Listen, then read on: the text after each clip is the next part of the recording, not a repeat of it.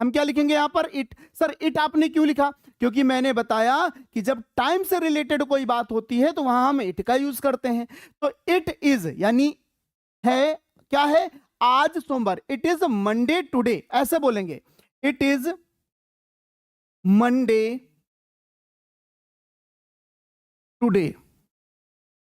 अब बताओ, इतनी बात अच्छे से क्लियर, किसी को कोई प्रॉब्लम नहीं कि इट इज मंडे? अब एक बच्चा फिर खड़ा होगा, कहेगा अरे सर जी ये इट कहां से लगा दिए, इट तो लिखा नहीं।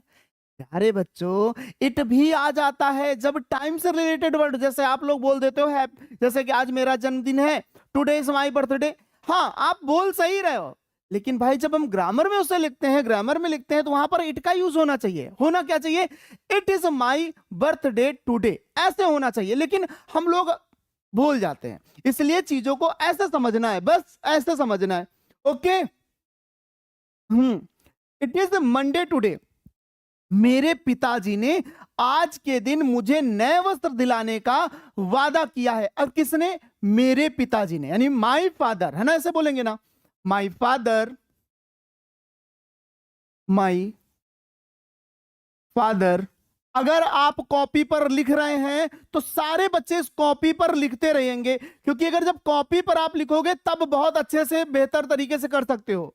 ठीक है, पाथ थ्रू होना चाहिए कि बेटा दोनों कर सकते हो। जैसे अभी और भी मीनिंग हम आपको सिखाएंगे, ऐसे ही बहुत आसानी से बताएंगे। ठीक है सर, आई सही नहीं लिखा है, आई को कैसे लिख दे भैया? टेढ़ा कर दे।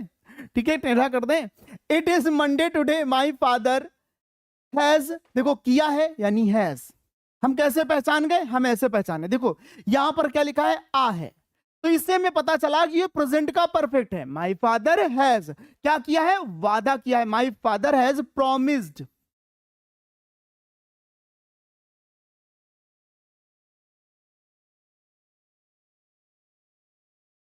माय फादर हैज प्रॉमिस्ड क्या? मी, प्रॉमिस्ड मी, मेरे पिता ने मुझसे वादा किया है। देखो यहां पर हो गया, मेरे पिताजी ने वादा किया है मुझे।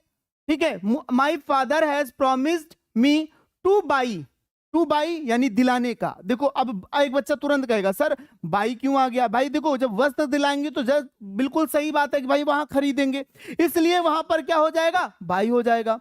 The my father, my father has promised me to buy क्या? New clothes, buy new clothes,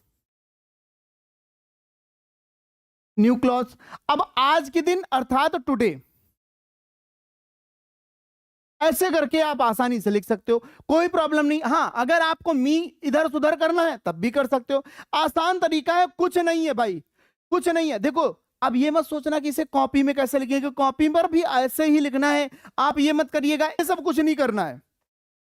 okay, वाह बहुत बढ़िया, बहुत बढ़िया।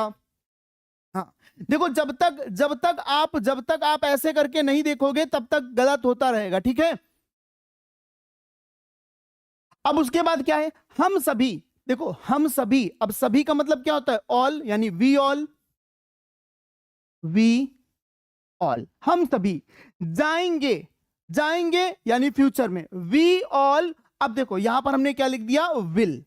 अब तुरंत एक बच्चा खड़ा होगा, सर आई और वी के साथ तो सहल लगता है, लेकिन प्यारे भाई जब हमारे पास कंडीशन बिल्कुल पक्की होती है कि हाँ हम जाएंगे, बिल्कुल जाएंगे, तो वहां पर विल लग जाता है, अपोजिट हो जाता है।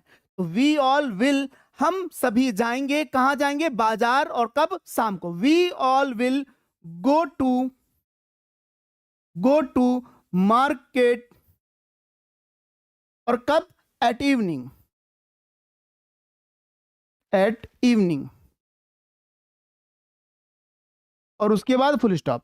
क्लियर है अच्छे से सभी को? बिल्कुल। सर टुडे लिख सकते हैं भाई? बिल्कुल लिख सकते हो, क्यों नहीं लिख सकते हो? हाँ बिल्कुल लिख सकते हो भाई। आगे क्या है कि वहां मैं अपनी अन्य प्रिय वस्तुओं को भी खरीदूंगा। कौन? मैं, यानी आई के साथ खरीदूंगा अर्थात विल। अब देखो यहां पर तुरंत बच्चा फिर बोलेगा सर आई के साथ सेल लगा दीजिए, विल क्यों लगाया है? जब यहां पर बात कर रहा मैं वहां खरीदूंगा, श्योर हो गया इस बात को लेकर के, तो आई विल बोल दिया गया। क्लियर है? लेकिन मैं ऐसे बोल दूं कल मैं स्कूल जाऊंगा, तो यहां पर बात पक्की नहीं है कि आप जाओगे कि नहीं जाओगे, लेकिन ये तो बोल रहा है कि आप वादा किया है, बोला ना वादा। तो जब सिंपल सी बात है, वादा किया गया है तो वादा को निभाना पड़ेगा, वादा निभाना पड़ेगा, इसलिए यहां पर कंडीशन में विल आ गया है। क्लियर? आई विल खरीदूंगा, आई विल बाई। अब यहां पर परचेज भी लिख सकते हो, कोई प्रॉब्लम नहीं।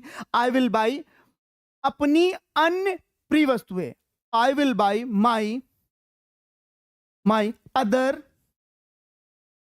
Other favourite. ठीक है, फेवरेट थिंग्स मतलब चीजें, और कहां पर? वहां पर, थिंग्स देयर। हो गया हमारा सेंटेंस कंप्लीट, हो गया हमारा सेंटेंस कंप्लीट भाई। आई विल गेट, हाँ बिल्कुल, देखो क्या बच्चा लिख रहा है, आई विल गेट